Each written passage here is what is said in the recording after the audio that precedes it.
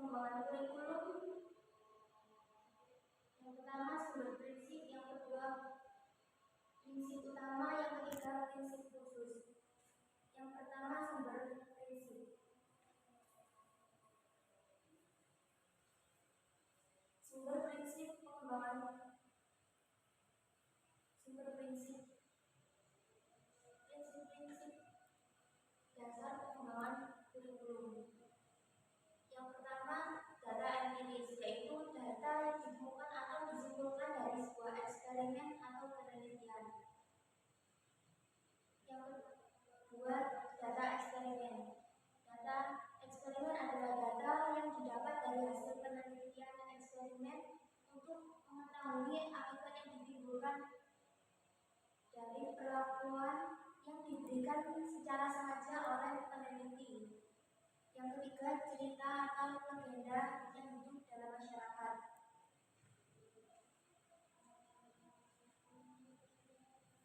Prinsip utama dalam pengembangan kurikulum ada 8. Yang pertama prinsip berorientasi pada tujuan, yaitu pengembangan kurikulum diarahkan untuk mencapai tujuan tertentu yang sesuai atau berawal dari tujuan pendidikan nasional. Yang kedua prinsip relevansi atau kesesuaian. Prinsip relevansi atau kesesuaian meliputi tujuan, isi, dan sistem penyampaiannya harus relevan atau sesuai dengan kebutuhan dan keadaan masyarakat, tingkat perkembangan, dan kebutuhan siswanya. Yang ketiga, prinsip efisiensi dan efektivitas. Maksudnya, prinsip ini mempertimbangkan segi efisien, daya gunaan dana, waktu, tenaga, dan sumber tersedia agar dapat menjadi hasil yang optimal. Yang keempat, prinsip fleksibilitas atau kelulusan. Artinya, prinsip pengembangan kurikulum ini mudah disesuaikan, diubah, dan dilengkapi atau dikurangi sesuai dengan keadaan saat ini. Yang kelima yaitu prinsip berkesinambungan. Artinya bagian-bagian aspek-aspek materi dan bahan kajian disusun secara berkelanjutan antara yang satu dengan yang lainnya.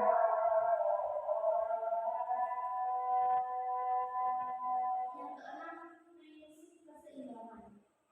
Prinsip keseimbangan maksudnya memperhatikan keseimbangan secara proporsional dan fungsional antar berbagai program, praktik, unsur keilmuan sosial, ilmu keilmuan sains,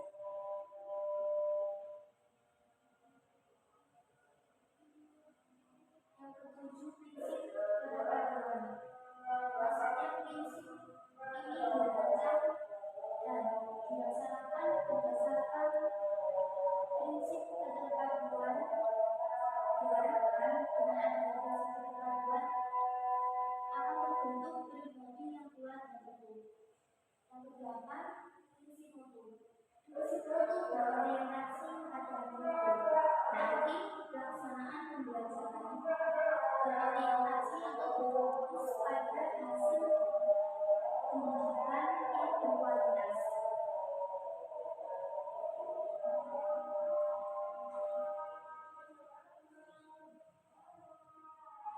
Prinsip khusus. Prinsip khusus ada 5. Yang pertama, prinsip yang berkenaan dengan pendidikan. Maksudnya adalah prinsip ini bertujuan atau bersifat umum, jangka panjang, jangka pendek, khusus, dan jangka menengah. Yang kedua, prinsip yang berkenaan dengan pemilihan isi pendidikan. Berarti prinsip ini memilih isi pendidikan yang sesuai dengan kebutuhan yang telah ditentukan atau sesuai dengan kebutuhan yang ada di lapangan. Yang ketiga, prinsip yang berkenaan dengan pemilihan proses belajar mengajar.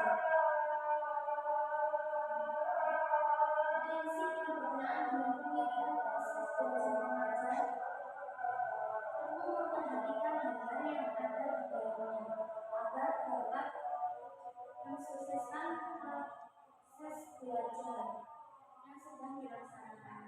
Yang keempat, prinsip yang berkenaan dengan media dan alat bantu dalam pengajaran. Dalam prinsip ini,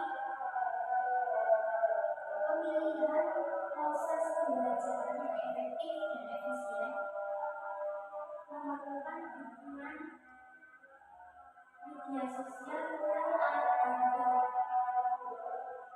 dalam membantu mensukseskan proses belajar dengan tepat. Yang kelima, prinsip yang berkenaan dengan evaluasi. Evaluasi sangat penting dilakukan agar dapat menciptakan sesuatu yang lebih baik dari sebelumnya, karena sudah ada koreksi sebelumnya. Bagian evaluasi adalah bagian yang tidak terpisahkan dari pembelajaran. Dalam pengembangan kurikulum harus memperhatikan prinsip-prinsip evaluasi. Prinsip evaluasi ada 5. Yang pertama, komprehensif. Yang kedua, objektivitas. Yang ketiga, mendidik. Yang keempat, kooperatif. Dan yang kelima,